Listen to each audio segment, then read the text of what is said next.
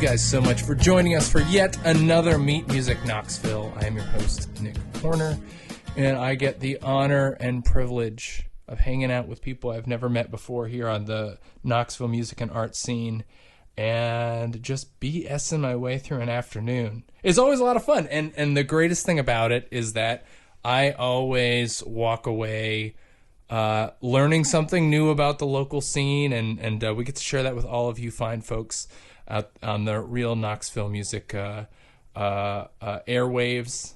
And today we're really excited. We have an awesome guest joining us today. But before we get to that, we have to thank some very generous sponsors. Hutch and Howard Realty of Keller Williams and Raven Records and Rarities. We could not do this without you. Thank you so much for supporting real Knoxville music. You're great. I'm just checking weird angles to watch my computer back here. Anyway, let's get on with this. Serenity Shalander is here with us today. I'm so excited. When I put out a post recently on Facebook saying who are the awesome women movers and shakers in the arts community here in Knoxville, Nathan McGee from the Bijou was like, we've got one for you. And I'm super excited to get to know her here today. Serenity, thank you for being here in my house in South Knoxville. Welcome. Thank you for having me. Oh my, it's what a good time. No, it's all great. I'm very excited. What an honor. Yeah, I'm honored. I'm honored to have you here. So, we hadn't met before this. We may have met in passing at I was thinking at the thing I did at the Bijou with Mike McGill before, but this is really, I am very much in the dark about you and your life and all of these things, and I'm so excited to learn. You were saying that you moved out here 2016? Yep, the fall of 2016. I graduated high school in May and came out here that fall for college. I went to Maryville College. It was what a great time. Learned quite a bit, and that's actually how I got into the arts community of East Tennessee area. Really? Yeah. Well, so because you're from that, are you from Nashville? Like born and raised in Nashville? I was born in Florida, but mostly raised in Nashville. Got it. Yeah. Got it. And but had you been doing, because you're the TD or are you yep. at the I'm Bijou? the technical director. That's amazing. Yeah. Had you been doing that stuff in high school, or was that all college and So the closest I got to the theatrical community in high school was I did a little bit of speech and debate. Cool. So I liked doing the little piece of acting side of it. When I was applying for colleges, I was like, college is expensive. I need a scholarship. So that's how it prompted me to go and pursue a scholarship at Maryville College for their theater department. And that required me to be a part of a crew building their semester show. So that's how I got into this. No way. Yeah, college. That's amazing. Yeah. I also shout out to my mom. She was actually a costumer for the Grand Ole Opry for a hot minute while I was growing up. So that's kind of little baby steps towards it, but college solidified it. Yeah. So, yeah. So, obviously, so that meant you probably saw some shows at the Opry. Mm-hmm. Were there other theatrical experiences you had growing up, or that were just what was the? Did you know before you went to college? No, it was totally in the dark. Yep. Yeah. My degree isn't even in theater. Funny. What's your degree in? Writing communications, or written communications. So journalism, editing, publishing, things like that. I've actually written 2 children's books. Not published. They were just as little side projects that I presented to my classes and a competition one time in my life. But yeah, so my degree's not in theater. It's in writing. Yeah. At the time that I was in college, they didn't offer a theatrical technician degree. Yeah. So I didn't think I wanted to pursue acting, so I didn't. Yeah. Yeah. So what's the next best thing that someone will hire is someone who can write, which is actually quite helpful for speaking to my performers. advancing their shows, reading their contracts, reading their tech writers. That kind of helps with like the verbiage, expanding my communication skills. Yeah, totally. So, and having that mind to like, pick apart the little nuances of those contracts and whatever. A deep read. Yeah. Yeah, exactly. Yeah. But once I got that scholarship and I did my first show, they threw me on the lighting console for my first show. I was like, oh crap. But I succeeded, and I applied for their work study job at the Clayton Center for the Arts, and I got it. So that put me in the position to work with the Knoxville IATSE Union, and as well as many greater names in Knoxville who also help run the venues that people love to go see shows in. Yeah. So, one of my mentors, he's the one that got me into it. He's actually the assistant technical director of the Tennessee Theater. Oh, okay. Yeah, so he got me in, hired me, taught me everything, and helped me throughout the years, and even to this day, still a great mentor. Yeah. Well, that's what I was going to ask, because it's like, mentorship is such a huge part of these communities, right. And so I mean, obviously, who's this person? Yeah, David Rasnick. Okay, David Rasnick. Yeah. He's one of the big number ones in my life. So yeah. Well, who else? Who else are those like mentor folks for you? Another wonderful woman of this industry that we are all a part of is Rose Sampley. She is now the technical director of the Clayton Center. And so when David transitioned to the Tennessee, she stepped up into his role, and so I got a few years with him and a few years with her, and they both really made me feel at home, welcomed me into their families, and just took me under their wings. Yeah. So with all their help and their kind words and their guidance, like that's how I've made it all the way up to the Bijou so quickly. Yeah. But I mean, obviously, it's like that's what's it's like you guys run a very tight ship over there.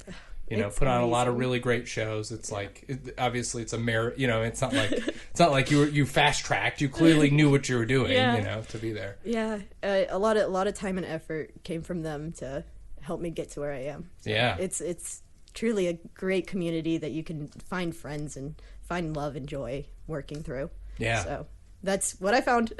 That's amazing. Yeah. So you work at the Bijou. What's your favorite show that you've been a part of? Oh my goodness, I had been anticipating this question. Mountain Goats. Oh really? Yeah, that's awesome. Are they going to be there for big years? Do you know? Well, you probably don't know yet. I don't know yet. They're on the bill for this year. They are. I heard that. Saw that. It's crazy. I hope they are. I really hope they are. They're one of my favorite bands. They've been one of my favorite bands for a hot minute now. And I recently got to work their concert this past fall. And so I just knew every word. It was amazing. Yeah. Yep. So I actually wasn't the technical director at the time when I did that show. And the technical director, he came up and was like, "Oh, you're just really enjoying this." And I was like, "Yes, I am." It was a wonderful show. Yeah. What a great crew. Dude, my favorite. So I moved here again. We're just meeting. Yeah. I moved here in 2020 again, as I mentioned briefly before we started this with my partner Kate. Mm-hmm. The first show we saw there was Of Montreal. I'm a huge Of Montreal fan. Okay. Did you work that show? I did not. Yeah. Oh my gosh, they're so good. I actually started last April. So it hasn't even been a full year at the Bijou. Yeah. Yeah. So what a crazy year it's been. I mean, I started out as the assistant technical director, and that was a brand new position. We worked through the seasons, and then when the technical director just decided it was time to move on, I stepped up, and now I'm still working these amazing and crazy shows, and what a wild time. Oh my gosh. But I keep hearing about these great shows that constantly return, like Mike McGill. Yeah. That was one of my favorite Christmas shows. Yeah, it's pretty special. Yeah. He's amazing people just constantly coming through that building. Mm-hmm. Yeah. So. Yeah, and what I like about it is that it's just there's an intimacy to it, even though it still feels substantive. Yeah. But there is really that you can be on that stage and lock eyes with everyone in that audience if you are attentive at it, which makes for a very special performance. Yeah, I just love how close it feels. I like that I feel like I'm watching my own little personal show, but there's just hundreds of people beside me. Even just as running the show, it just feels like I could see them dead on, and everyone else is just also seeing them dead on, and it's just everyone's having a good time. Yeah. That's what I really love to work for. Yeah. And it's just very conducive for that. And I mean, also just gorgeous. Yeah. Like just a gorgeous space. Yeah, it's truthfully like just breathtaking. It's amazing getting to work there and take care of it and treat it as if it's my own home. That's how I think of it every time I'm coming in. I'm going home. So it's just where I like to be. Yeah. Especially like on the stage, working with great performers, great actors, great dancers, everyone's so kind. Everyone who steps on that stage just normally has a wonderful day, and I love it. Well, and I think that there's a precedent that's set in that space. You know what I mean? It's like y'all are when I was there, y'all were so inviting, and it immediately sets a pace for like, no, this is where we're gonna have a good special moment. Yeah. Which is the other thing. It's like, I mean, as a touring musician, it's like when I would find those spaces where it just you immediately felt good. Like that can be a really like important, powerful thing after you've been out on the road for 2 or 3 weeks, right? To have a place that's just like, here we go. Yeah. I try so hard, and my fellow technicians, my crew, we all work so hard to just make them feel at home, make them know that it's their stage. This isn't about anyone's pride. It's not about anything other than the love for what we're doing right now in this moment, and that's what I really like to project out to everyone who visits me at the Bijou, who comes in. We work on shows together. I watch people do shows. It's truthfully amazing, and I love to just provide a great day and a great positive space. So, yeah. I mean, we're all here to have fun, so that's great. Yeah. Well, let's go back a little bit. So you grew up in Florida, you're born in Florida, grew up in Nashville. Yeah. What are your sort of earliest? I mean, your mom was a costumer. Were there a lot of arts kind of stuff around the house growing up? Oh, a ton, and I've kind of taken it on into my adult life. We used to have just a ton of arts and crafts. When I was younger, I used to be a dancer, and my mom, she used to make my costumes for dance class, and that's how she paid for my dance school. She would alter any costumes that needed it. And then my dad, he would build the set pieces.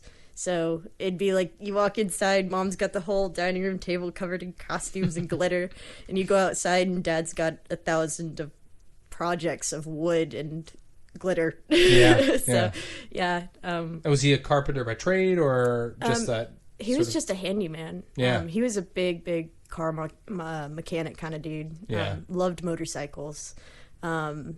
Loved building things with his hands. That was what he was for. And I mean, one time he built these ginormous hearts and swords for a dance show about love. And after that show was over, he got them back, and he just hung them up on the side of his garage. Anytime anyone said, "What can you do for my show?" he'd just point.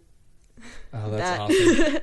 I mean, he didn't do a lot of stuff, but he made them spin. So, I mean, it's crazy. The little things that I witnessed. He was also a really big musician, so we grew up with a lot of instruments in my house. Did I learn to play any of them? No. I was going to ask that. No, my sister Harmony did. So it's quite funny with the names. Harmony was a big musical girl when we were younger. But I was more interested in just hanging out with mom and dad in the garage or sewing or any of that. Yeah. When, because you mentioned, growing up dancing, was there a moment where you realized that your passions were more toward what was happening backstage versus, in front of the curtain? Oh, yeah. I hated being on stage. It's fun. It's exciting. It's just not my thing. I really loved being backstage, and I was very young at this time. And so I would just watch everyone get the costumes ready, get the makeup ready, get set pieces, call things, and just the hustle and bustle just really was just a little trance for me. I just watched it. And didn't know what to do with all that, but just thought, this is crazy. I like it. So, but I mean, once I got to college and I experienced that first tech week for that first show I ever ran, it was just like, yeah, I can see myself being here a while. Yeah. Yeah. So here we are a few years later, still here Still for doing a it. while. Yeah. Yeah. Yeah. It's insane. It's also a funny thing. It's like there are certain personality types, and that just are inclined toward these different roles within the community, and they're all so important. Yeah. I think that's why I'm really excited to chat with you. Is that it's something I realized. The more time I spent doing stuff backstage and working in the theater, just like realizing the amount of passion that goes into that set piece. That's like. Yeah. Or I worked in Kate and I, when we first met, we were working for the theater that she worked for, put on a professional, like a haunted house. Oh, wow. It was this massive haunted house, and just seeing the amount of, just weird creativity that went into all of the like fixtures in every room and every like little detail, and it just made me, y'all work hard, and you're such an essential piece of what makes these events happen. Yeah. So it's like your story deserves to be heard and respected. Oh, and I'm so glad there's people who want to listen like you. I mean, it's awesome to feel appreciated and heard. I mean, I always say if someone's looking at me during a show, they're looking the wrong way, and it's nice to feel recognized every once in a while. Yeah. So, yeah. Yeah. Well, and that's the other funny thing, right? It's like when, as a musician, when I'm on stage, it's like if the sound is bad, that's the first person I looked at as the guy, but not necessarily. It's like it could very much be on my end too. It's right, but it's There's multiple factors that go into a show, and just communication, working it out. That's just how it happens. Mm-hmm.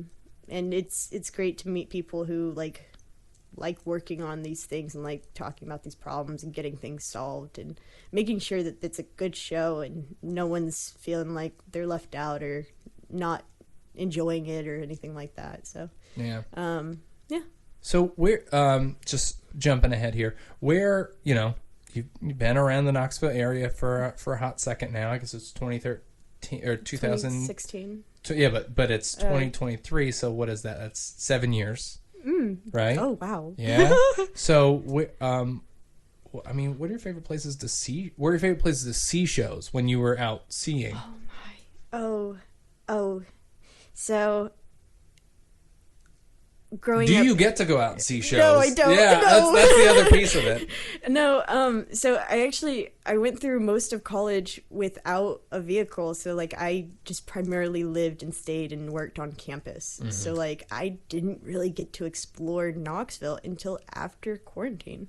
Wow. Yeah, so since I graduated May 2020, I joined a factory working in Loudon, so it was an hour drive. Despite me living in South Knoxville, COVID was still here. There was no shows. I was driving an hour for work. I was working night shift, so I wasn't up during the day, and I couldn't have a night off to go see a show. So working there actually caused like a massive depression pit. And I hated working at that factory. It was didn't last for very long, did it? No, just I'd say 5 months. But I mean, it got me to a position where something opened up at Dollywood doing what I actually like to do, and I went to the Bluffs on Chapman, and I just went there one day. Was supposed to be at work. They called, and I said, "Don't call back." And that's wow. Just, yeah. I was just so depressed, and that night I applied to Dollywood and got a job running their first ever drone show. So cool. Yeah, not. Had you worked with drones before? No.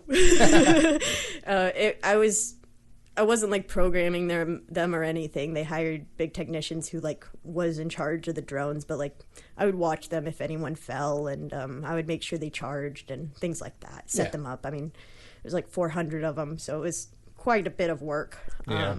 So I did that, and I did a couple of the lighting stuff around the park, and then I was asked if I wanted to join and do the lighting for a concert at the park. And I said, oh God, yeah, but I never ran a concert before. And they said, well, here's the ropes, have fun. And I did it, and everyone was very happy, got a lot of praise from the artists, and it was a good time. And I was like, I want to be doing this. So Dollywood just ended up not working out, so I decided to become a local freelancer, and that got me into working with a couple of the schools around Knoxville, a couple of the theaters, and then I'm also an IATSE member, so I was also still doing like theater work and other stagehand work around Knoxville, in the Civic, in the Tennessee, mostly those places. And eventually I was hired for a dance show at the Bijou, and I got a text from the TD, and he said, hey, I'm looking for an assistant. Do you have any interest? And I said, yeah. Sent him my resume that night, and Monday was loaded for my dance show with him. Oh my gosh. Yep. And that was February last year. Yeah. Yeah.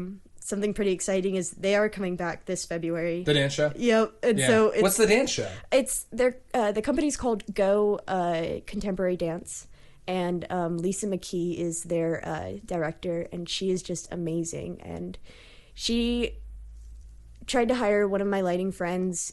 She was already booked for a show, so she said, here's Serenity. She can help you. And Lisa, just not knowing me whatsoever, just said, come to rehearsal, you're hired. And I was like, okay, thank you for the trust. Yeah. And during that tech rehearsal week, because we spend a week working on that show before we show it to the public. And during that week, I would be like, Lisa, please, can I step away for like 30 minutes? They want to interview me. And she was like, go, do good. Yeah. You better come back with good news. So I was like, oh, bless her. She is amazing. Amazing woman. So I ended up getting the job, and I didn't start until April because I had to finish up my freelancing shows that I already booked. But I kept coming and working shows at the Bijou, getting to know all the guys that worked there, all the ladies that worked there. Everyone was just truly amazing, and I was like, this is my new home. I wanted a home theater, and here it is. Yeah. So, yeah, that's how that happened. Oh, I feel like I went on a tangent. No, that's great. Yeah, it's what we're here for. We're here to get your story and to learn about, all your things. So obviously it's like lighting has been a big part. Is like, would you say the lighting board is where you're like that's your lighting designer? Yep. Got it. Yep. I've learned a bit of audio. I enjoy it. It's very difficult. Lighting is also difficult, but lighting is just, I love colors. I love having a way to get the audience to participate. Yeah. That's what really drives my work day. What makes a long, hard day worth it is those cheers at the end of the show. Hearing everyone have a good time, people walking past me saying, oh, that was an amazing show. Great job, y'all. Just knowing that they enjoyed themselves. That's what makes every day worth it. And so I love having the opportunity to help bring them in, to help encourage them to have fun, help give the artist a little bit of pizzazz.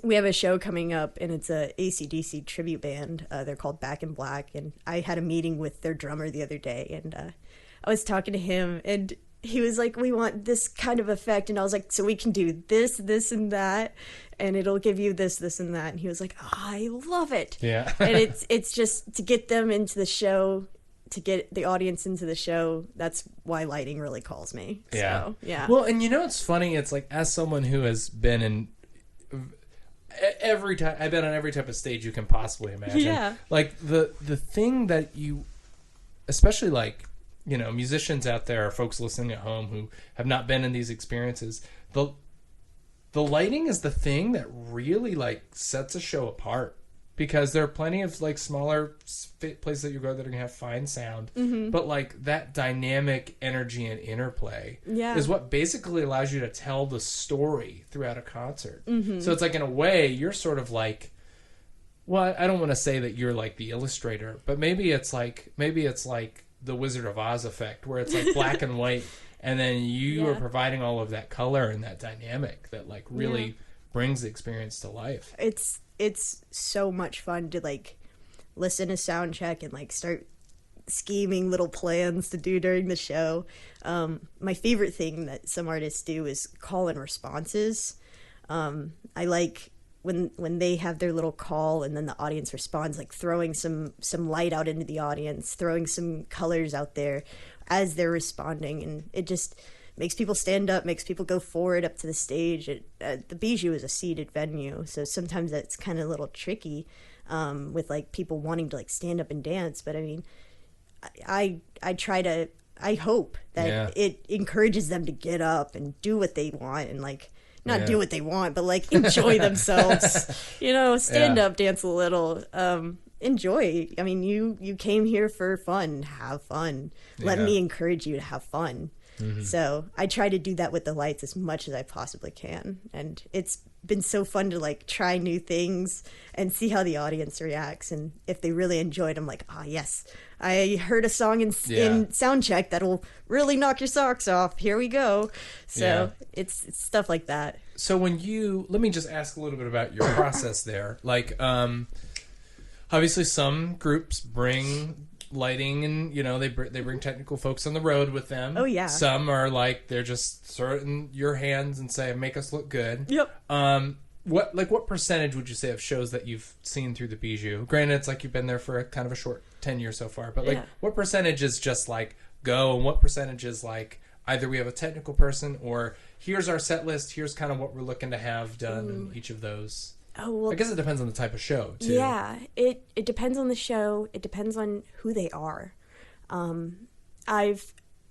Goodness, I cannot remember their names. But I had this duo come in, and the idea was they would both sit on the stage, play a couple songs. Someone would leave, the other would play a couple. They'd swap, and then they'd both come back together. Mm-hmm. Well, they really encouraged me to just pick a color for each of them and just change it to that, just leave it. I said, okay. Made them a pretty look, changed it when I needed to, left it when I needed to.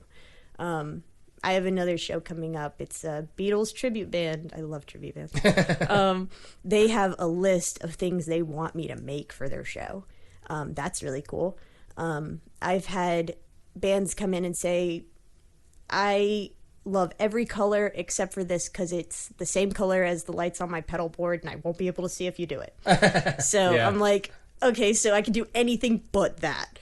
And then there's just shows that bring people in who want to use my console, don't want to use my console, and then I help them get ready and I help them do what they need to get done and I let them have fun. Yeah.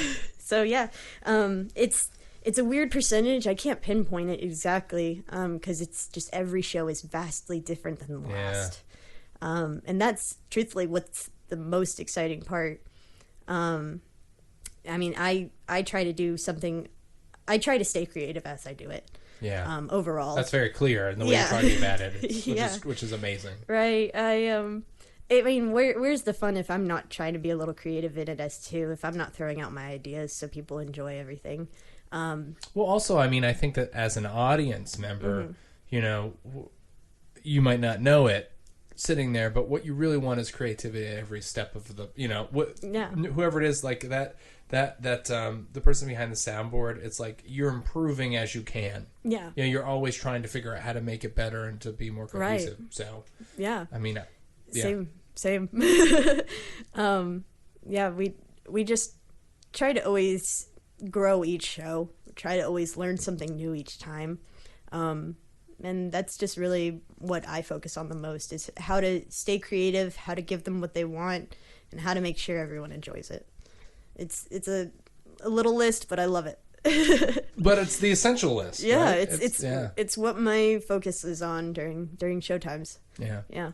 Okay, so I mean, you already said the Mountain Goats, but are there what's your top 5 dream list of acts that you'd like to work with?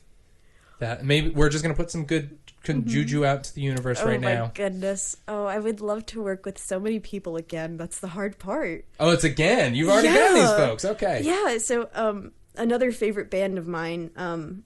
I was making this joke to my boyfriend. There are shows that I will pay to work again. Like, that's the funny thing, I think, is that I actually enjoy so many things that I've seen already. Someone who was super fun to work with was Amigo the Devil. Mm-hmm. Never heard him before. Came in for... We saw them with Go-Go Bordello down at the Signal last time they were through. God. Yeah. What an amazing band. Yeah. It's so... That was like one of my first shows, not one of my first, but one of the first handful of shows that I did at the Bijou. And now I just love the band. But that was a truly amazing show that I would love to like just be a part of in any form or fashion. There's just so many people. One band that I really enjoy that has played at the Bijou before was Ghost. We were just talking about them. Oh my goodness. Today. Yeah. Oh my gosh. Yeah. I would die to just do just one song. Yeah.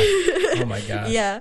I mean, if I they could were before, ever be were so they lucky. before your? I assume that they were before. Yeah. Well before my time. Yeah. I think I was still in high school when they came in. Yeah. So did you go to? No, you wouldn't have. You would have been in Nashville. Yep. Yeah. And have you seen them before? No. Yeah. Oh my God, I would love to. One band that I was dying to see, and I ended up getting to work their concert, was Rainbow Kitten Surprise. Yeah. It's a funny name. I love it. Yeah. But I got to see them. Or at the do they play there? Or they play at Coliseum. Auditorium. Civic Auditorium. Yeah. Yeah. That was work through the union. So sometimes I get concert work through them. A lot of times it's Broadway. Do you still do that on the days off at the Bijou? Yeah. Oh, yeah. Cool. Tootsie was just through here a week or so ago. I just helped them load it out. I couldn't help with like load in, and I don't typically work the shows because I have shows myself. But whenever I can hang out with the brothers and sisters of the union, I try to. Yeah. It's a lot of fun. Then it's also like a good little side gig to like continue well, to and like. also they're your people. You know what I mean? I make a lot of good connections when I do stuff like that. So it's like I try to do it at least once a month if I can. You know, sometimes it's just too busy at the Bijou. Yeah. Yeah. That's a wonderful problem to have. Yeah, I enjoy it. We're about to like kick off into like our spring hard season, so I'm very excited for it. Yeah. Really looking forward to big ears Yeah. this year. Yeah. We Kate and I run the well, we did last year. We'll see where they put us this year, but we ran the Old City Performing Arts Center, which awesome. was like, I mean, it was such a cool thing to be a part of. Yeah. Just because it's. Did you have all the John Zorn stuff last year? Was that where they put it, or they put that at the Tennessee? I think that was the Tennessee. We just had a mixture of stuff. A whole bunch of things, and it was my first Bijou, so it just was all a blur. So. Oh my gosh! And that would have been like right after you started. It was right before I started. Right before you started. Oh my gosh. That was actually one of the freelancing gigs that I had to finish before I could start. Oh wow. Yeah. I was called by the gentleman who helps with a lot of Bijou gigs. He works with me a lot. I love him to death. He called me and he was like, I need another lighting designer to help relieve some of the stress. I heard you're interviewing for the Bijou. Do you want to help us for big ears? And I hadn't known if I had the job or not at that moment. So I was like, yes. Yes, I want this job, so I'll take this gig. I've always heard that big ears it's so long and hard on the technicians, but it's very worth it. But I was thinking long days, oof, job. Great. Yeah. So I joined on big ears, and I got to help play a little bit as the assistant technical director, but also as a lighting designer, and that gave me a lot more room to practice with that console and to like figure out the space and the rig and everything. So that's great. Yeah, I'm looking forward to big ears this year. Did you have a favorite act that you worked with or saw during big ears? Yeah. Oh my goodness, yes. I'm gonna butcher their name, and I'm sorry, but Erfterklang. Yeah, I think that's right. Yeah, Yeah. They were so sweet. They came in. I was like, oh my god, it's gonna be a great show, and we haven't even set up yet. So we got ready for the show. I was doing lights for that one. It was the last one of the night. I was like, this is really cool. I'm a little stressed. I want to have fun. I really want to prove myself. And so we started the show. Their singing frontman, he was so great in getting the audience to participate. And he jumped into the audience with his microphone, was just all over the auditorium in the sea of the crowd, and stood on the armrests of the chairs and was like singing to everyone. I have this all on video. It's amazing. But I also actually really enjoyed their music. And so like it was like something I really was vibing and getting into and enjoying. And it's also the last concert of the day, so everyone's just slap happy tired. Yeah. And so it was just super fun, and I did some things like lighting wise that I'd never practiced before, and I was like, wow, this is insane. I like this band. Big Ears is cool, and I'm very tired. So Big Ears I hold a lot of love, but I can't remember anything other than that concert. Oh yeah. It was that's a blur. It's a long weekend. It is, and not to mention that was the Big Ears. Every technician in town is booked during Big Ears. We all have our little homes. We all have our crew. And so working Big Ears was the day that I met the Bijou technicians. I met every single one of them. Mm-hmm. And so, I mean, we're talking about like 10 dudes. And so like, these are all people who have been working in this space for years and years and years. And I don't know a single one of them. So that was like, I gotta make friends if I want this job kind of idea. And like, also I just need to make good connections and like really enjoy people that I could potentially be working with in the future, working in Knoxville. So it was like a very stressful time, but it was like very worth it. Get to know these people, and now they're my friends, and like I lean on them. Sometimes they have to lean on me, and I get to see them for shows, and I get to call on them when I need help, and they get to call on me when they have shows that they're producing and they need to get in for like 20 minutes to do something, and I'm like, yes, of course. And so like Big Ears just holds a little special place in my heart, especially the last one the only one I've worked, because like that's the day that I just met a lot of good people, made a lot of good connections, and made some friends. And it's just like a little bond kind of thing. Like, we're all here to do what we like always. Mm-hmm. We all love this building, and it's going to be a long weekend, but it's going to be a long weekend together. And so it's nice. It's so nice. And it's good to like have these people that you can lean on, and like also be that person that they can lean on and like trust, and just try to help and work together just to be successful and like friends and helpful, you know? That's powerful. Well, and it's also like, you know, I can't help but think about the fact that, again, it goes back to that thing of like, you guys are a family, so that when you have performers come in, you have the opportunity to extend that family to them. Right. Yeah. Even if temporarily, giving them that familiarity and, you know, setting a vibe that they can then use as a stepping stone to get to wherever they're going to go with the performance. Yeah. And that's the other thing, is like finding a group of people that just completely mesh well together. That's very difficult to find. And I mean, Big Ears is a good, well over a month away, but we're already talking about it. Mm-hmm. And like, we were talking about crews the other day, me and another audio engineer, and him and I were talking about who we're bringing in as technicians, and we were just both on the same page. We were like, everyone from last year. Because everyone's got their own little, how he said it was, everyone has their own personality that fits into this little puzzle that makes the Bijou backstage.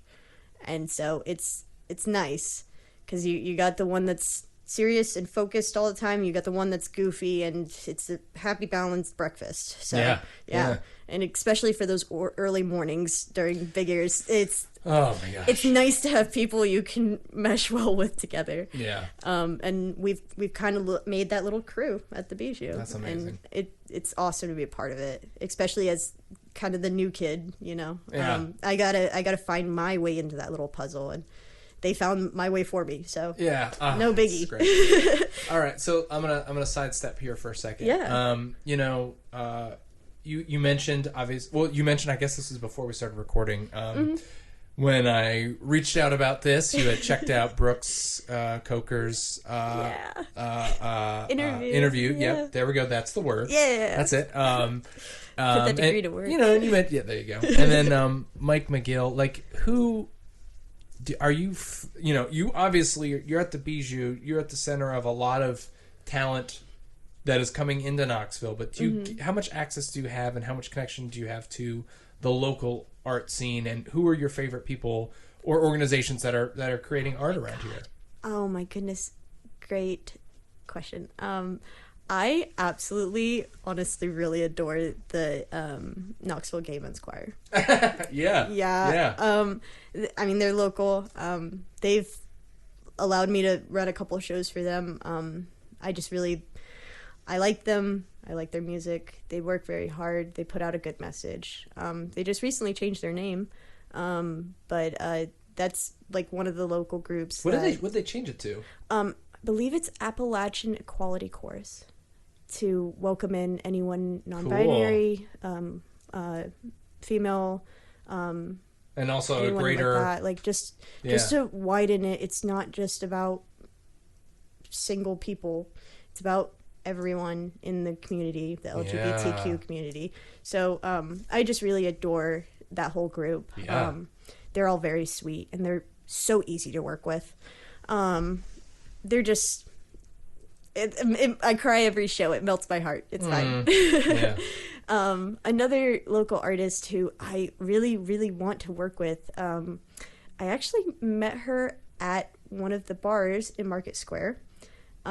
She wasn't performing. I wasn't working. It was my night off. She came up. My boyfriend is a bartender over there, and she knew him, and he was like, "Oh, you're a musician. Meet my girlfriend.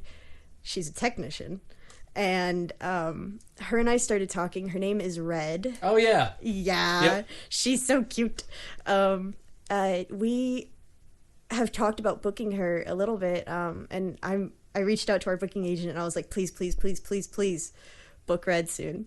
So I'm hoping she does get in soon. But I've listened to some of her music. She's just amazing. Yeah. And what a kind soul. She's just very, very beautiful inside and out. She's just awesome. So I love, if you've seen any of her band now, she plays with them a couple, Katie Adams and Colleen DeLeo.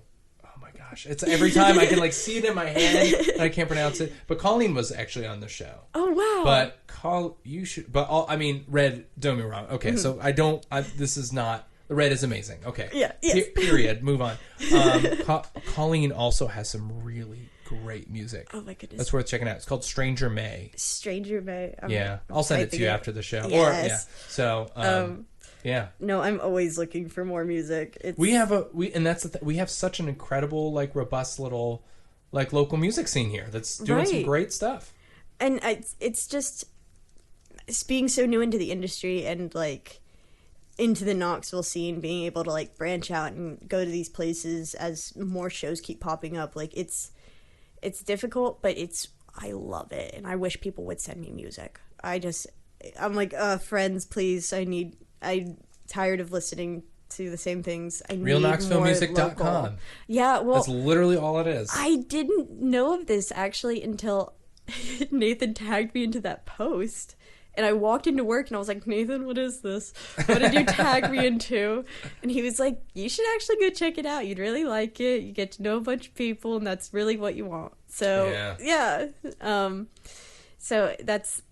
He's been amazing to help me at the Bijou. And we talk about music all the time because he doesn't listen to much music. He listens to a lot of Broadway stuff. Yeah. A lot of things that I don't listen to. So sometimes I'm like, here's the newest like celebrity musician news, Nathan. And so I it's been my goal for 2023 to just branch out and like try to find more local music and hang out at like more local music places. So yeah. Well, you guys are about to have 3-Star Revival and Yes. Electric Darling coming in. Mm-hmm. I'm not sure when this show is going to come out, so folks, you might have to like, you know, it may have already happened. But if not, go check out that show at the Bijou. Yeah. 3-Star should be coming up. I don't know April, when. right? But Or May? yeah. May. Early May. I have my calendar. Yeah. But yeah, I'm very excited to see that one. Yeah. They're great. Who else? May 12th. May 12th. Yeah. There we go. It's probably not released yet. So Yeah. Yeah.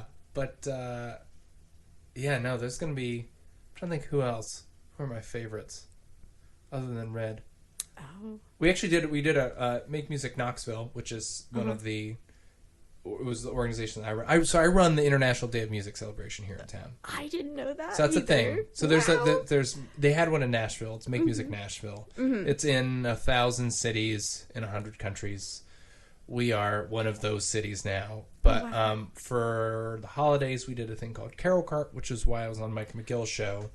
Doing I think I saw that. yeah. So, but we had people write original Knoxville-themed Christmas carols, and Red sang one of those, as did Colleen, as did a bunch of folks. So that's the other thing. It's if you like the holidays, we have all the local music you could possibly ever want. Well, now I have my ever. next plan. So. There you go. Yeah. Perfect. Yeah, how are we doing? I think we're getting there. Oh my goodness. It flew by, right? Yeah. It was. Oh goodness. It felt like we just started. I know. Well, this was great. So it's funny. I think you might be the first person that I've had on here that does not. Well, do you have a website where you keep track of all your stuff? Like if someone was listening to the show and was like, I need a lighting designer. Yeah. How do I contact Serenity? Oh. What's the best way to do that? Do they find you? Oh, they can find me at the Bijou. Or like I do have a website that has my portfolio, but it has not been updated in years, so I won't spill the beans on that. But I mean, just social media. I'm on Facebook, Instagram. I'm You're here right. for it. Yeah. Yeah. So I can always be caught at the Bijou or There we just go. somewhere. You got my name, you know. It's whatever. Yeah. Well, thank you so much for coming in for this interview. It was a blast. Thanks for having me. It's been a great time. Yeah, no, it's been really good. And I'll just say to all y'all, thank you so much for listening in. Again, this is Meet Music Knoxville. Last Friday of every month, we'll be here interviewing someone new. Again, special thank you to Hutch and Howard Realty of Keller Williams, as well as Raven Records and Rarities. I mumbled that. Raven Records and Rarities. We could not do it without you guys. I can't say that enough. Thank you so much, and we will catch you again next month. Have a good day.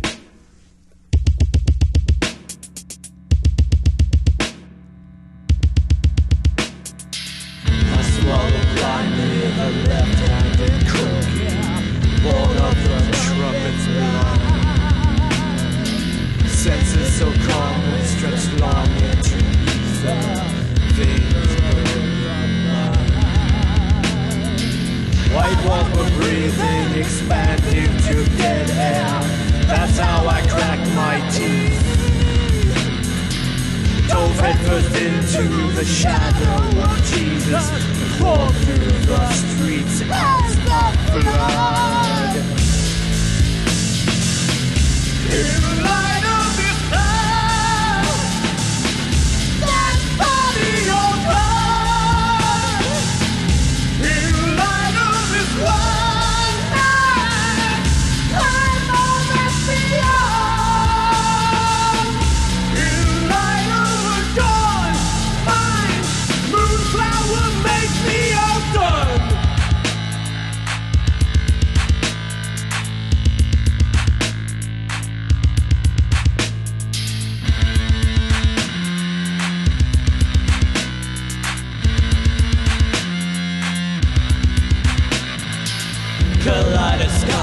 guys right through the red sky, burning to my way. While fingers fell from my hands by the dozens as jagged dots of rain. Clouds of my past skin adapted to fuck me, to penetrate my field. Rifle for my thoughts, honey, are you still there? Sugar baby, my gold chain. In the light of his love, that body or God. In the light of his love, I'm all that's beyond.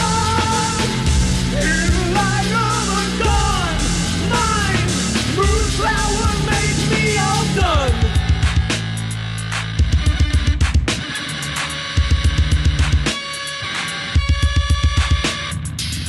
Staggering through smoking death field to MI, psychotropic blitzkrieg.